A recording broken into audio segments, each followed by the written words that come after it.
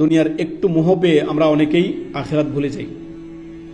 আর আল্লাহর কাছে দুনিয়াটা যদি আপনার ওইরকম আপনার গণ্য হতো, তাহলে আল্লাহ তাআলা এতগুলো আয়াতে বলতেন না যে ওমাল হায়াতুদ দুনিয়া ইল্লা মাতাউল গুরুর।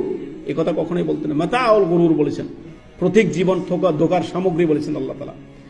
দুনিয়াতে আমরা আপনার এটা বুঝতে পারি যে দিন ও দুনিয়া, ফজরের সময় বোঝা যাবে দিন ও দুনিয়া কার কাছে কোনটা মূল্যবান। ফজরের সময় যদি আপনার উঠতে ভারী লাগে, ঠিক ফজরের সময় ডিউটি আছে, প্রত্যেক দিন ডিউটি ফজরের আগে থেকে রেডি, প্রস্তুত, কোনো মিস নাই, ডেইলি দৈনন্দিন ফজরের আগে উঠে প্রতিদিন সে ডিউটিতে যাবে। তবে ফজরের সালাত পড়ে না। ঘুমাইতে ঘুমাইতে এই যে আপনার অফিসার বাবু ঘুমাইবে কটায়? রাতের 2টা 2:30টায় ঘুমাবে।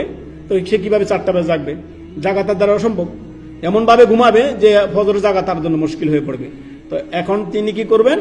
আপনার ঘুম থেকে উঠতে উঠতে সকাল 8টা বাজাবেন, অফিসে যাওয়ার আগে সে ফজর পড়ে যাবে। আমার সালাতটা কি হবে? আল্লাহ তাআলা সুবহানাহু ওয়া তাআলা কি বলেছেন? ইন্নাস সালাতা কানাত আলাল মুমিনিনা কিতাবান মাওকুতা। নিশ্চয়ই আল্লাহ তাআলা সালাতের জন্য ওয়াক্ত, সময় বেঁধে দিয়েছেন। আমরা সবাই বুঝি ডিউটি 8 ঘন্টা 8 ঘন্টা করতে হবে, 6 ঘন্টা করে আসা যাবে না। সময়ের কত মূল্য? প্রত্যেকটি বিষয় সময়ের সাথে নির্ধারণ। সুবহানাল্লাহ, রাত দিন সময়ের সাথে নির্ধারণ।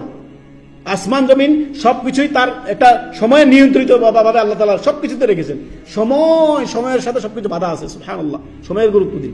সময়ের গুরুত্ব দেন, দিনের 8টা বাজে সালাত পড়বে।